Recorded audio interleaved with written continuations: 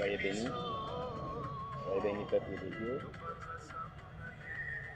Que vous soyez, que l'Éternel, notre Dieu, vous bénisse, vous accorde force et longévité au nom puissant de Jésus-Christ. Bien-aimé, la fois passée, dans les cours de fondation de la parole, nous avions parlé sur les détails et quelques données statistiques de la Bible. Et là, nous avions parlé, n'est-ce pas, de matériel sur lequel était écrite la Bible, les langues dans lesquelles la Bible était écrite et les contenus de la Bible. Aujourd'hui, c'est une nouvelle leçon. La crédibilité de la Bible. Ouais, d'accord. Ou la crédibilité de la parole. Bien-aimé, la parole de Dieu est crédible. La Bible est crédible. Ouais, d'accord. Voici les raisons qui prouvent la crédibilité de la parole. Et si tu t'accroches à ces raisons, tu ne le regretteras jamais. Ouais, c'est là. La première raison, c'est que Jésus-Christ est la figure centrale de la Bible. Alléluia. La première raison qui prouve la crédibilité de la Bible, de la parole, Jésus-Christ est, n'est-ce pas, la figure centrale de la Bible. Parce que Jésus-Christ est la parole. Ouais, d'accord. Et la Bible nous démontre dans le livre de Jean, le chapitre 1er, le verset 1er, la Bible dit, au commencement était la parole était avec Dieu, la parole était Dieu. Et toutes ces choses ont été créées par elle. Ouais, d'accord. Alléluia. Ouais, d'accord. Et au verset 14, la Bible dit, celui qui est la parole est devenu homme et il a vécu parmi nous. Celui qui était la parole. Celui qui est la parole. Ouais, d'accord. Jésus-Christ, qui est la parole, il est devenu homme et il a vécu parmi nous. Alléluia.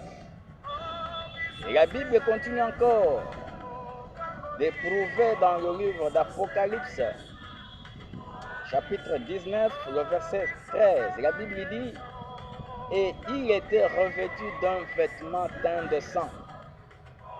Son nom est la parole de Dieu. Alléluia. Jésus-Christ, la figure centrale de la Bible. Alléluia. Donc, Jésus est le sujet majeur de la Bible. Ouais, d'accord. Alléluia. Il est le sujet majeur de la Bible. Même l'Ancien Testament le témoigne. La Bible dit, dans le livre de Genèse, la Bible dit, le sceptre ne s'éloignera point de Juda, ni les bâtons, souverain d'entre ses pieds, jusqu'à ce que vienne le Shiloh et que le peuple lui obéisse. Ouais, d'accord. Alléluia. Bien-aimés, nous devons savoir que Jésus-Christ est la figure centrale de la Bible. Et Ésaïe 53, le verset 1er, la Bible dit, qui a cru à ce qui nous a été annoncé, qui a reconnu le bras de l'Éternel. Alléluia. Qu'est-ce qui nous a été annoncé? Praise the Lord. Alléluia. Praise the Lord. Ça, c'est la première bonne raison qui prouve la crédibilité de la parole. Alléluia. Et Jésus-Christ est un avec le Père et le Saint-Esprit. Praise the Lord. Et la Bible le confirme dans 1 Jean 1, le verset 1 Jean 5, le verset 7, la Bible dit, car il y en a trois qui rendent témoignage. Praise the Lord. Alléluia. Bien-aimé, donc, si tu ne connais pas la parole vivante qui est Jésus-Christ, eh bien, tu ne pourras jamais bénéficier de la parole écrite, qui est la Bible. Tu n'as pas la compréhension que Jésus est la parole vivante. Eh bien, toutes les Écritures dans la Bible, tu ne pourras jamais bénéficier de cette Écriture. Alléluia. Praise the Lord. La deuxième bonne raison qui prouve la crédibilité de la parole, c'est l'autorité de la parole. Alléluia. L'autorité de la parole. Bien-aimé, Jésus est la vérité certifiée par les Écritures comme la parole de Dieu. Alléluia. La Bible dit, dans le livre de Jean, chapitre 10, le verset 34 à 36, la Bible dit que les Juifs voulaient lapider Jésus-Christ. Alléluia. Et Jésus leur dit, n'est-il pas écrit dans votre propre loi? Alléluia. N'est-il pas écrit dans votre propre loi?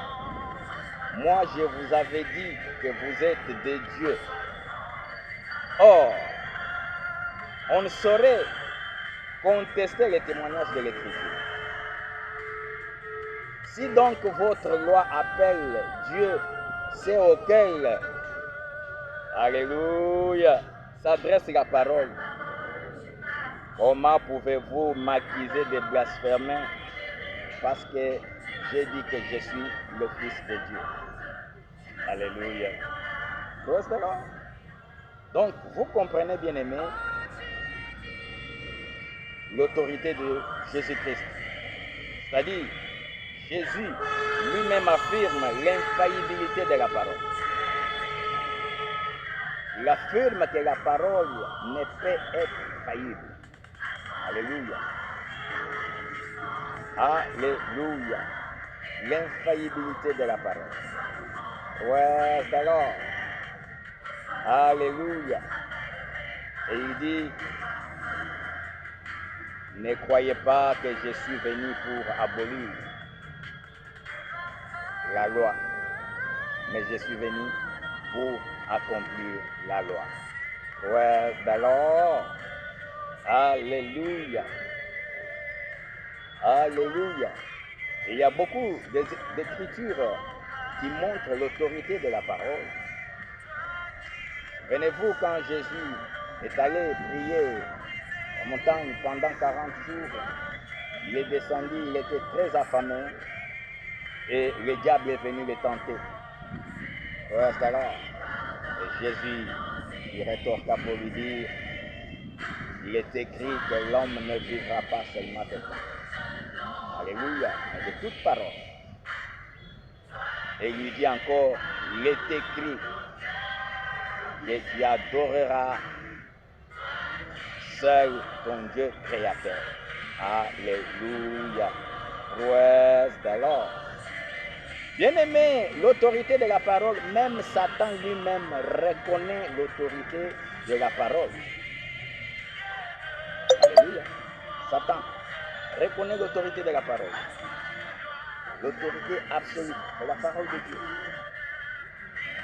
La Bible dit, dans le livre de Jacques, chapitre 2, le verset 19, la Bible dit, tu crois qu'il y a un seul Dieu, tu fais bien.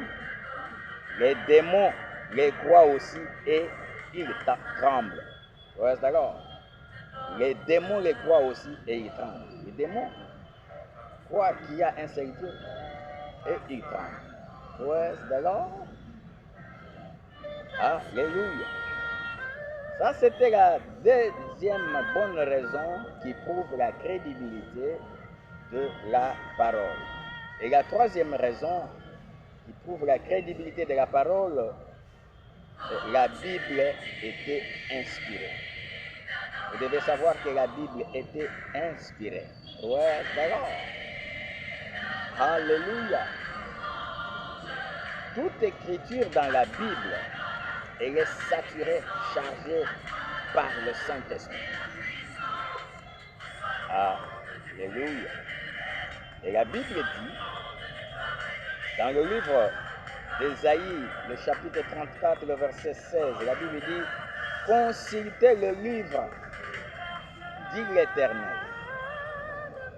Lisez, aucun d'eux ne fera défaut, ni l'un ni l'autre ne manqueront. Ouais, d'accord. Consultez le livre et lisez. Aucun d'eux ne fera défaut, ni l'un ni l'autre ne manqueront. Et de Timothée 3, le verset 16, l'écriture que tout le monde connaît, il dit toute écriture, ouais, d'accord, toute écriture est inspirée de Dieu, utile pour enseigner, pour corriger, convaincre, instruire dans la justice, afin que l'homme de Dieu soit accompli pour toute bonne œuvre. Alléluia. La crédibilité de la parole. Alléluia. Alléluia. Et les hommes qui ont écrit la Bible étaient conduits par le Saint-Esprit. La Bible dit, dans le livre de 2 Pierre, le chapitre 1er, le verset 21, la Bible dit, ce n'est pas par une volonté d'homme qu'une prophétie a été jamais apportée, mais c'est poussé du Saint-Esprit que les hommes ont parlé de la part de l'Éternel.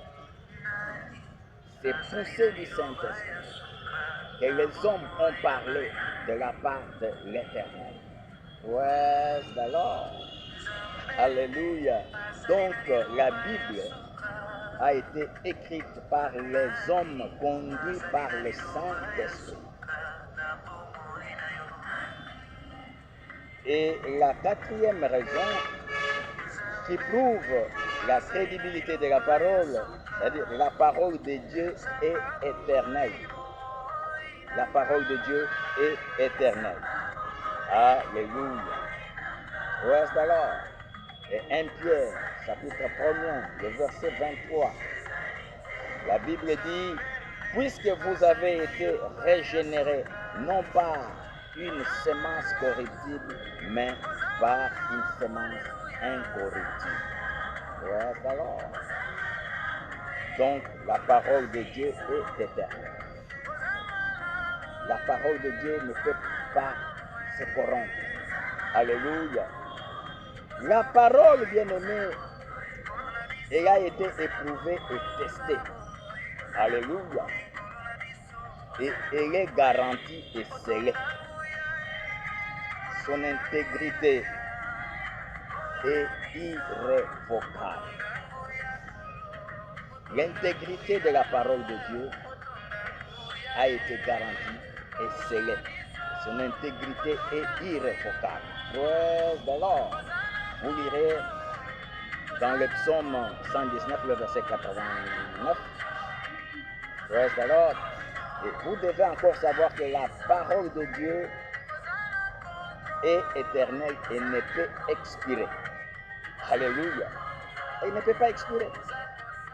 Elle est toujours d'actualité. Et la Bible dit dans Matthieu 24, le verset 35, la Bible dit, le ciel et la terre passeront, mais mes paroles ne passeront point. Ouais, alors, le ciel et la terre passeront, mais mes paroles ne passeront point. Alléluia. La parole de Dieu, elle est durable et elle donne vie à n'importe quelle situation et circonstance. Ouais, alors, la Bible dit, dans le livre de Psaume 119, 160, la Bible dit, les fondements de la parole est la vérité. Et toutes les lois de la justice sont éternelles. Les fondements de la parole est la vérité et toutes les lois de la justice sont éternelles. Ouais, alors. Et la cinquième raison qui prouve la crédibilité de la parole, la Bible est cohérente, tout suffisante et complète. La Bible est cohérente, tout suffisante et complète. Ouais, alors.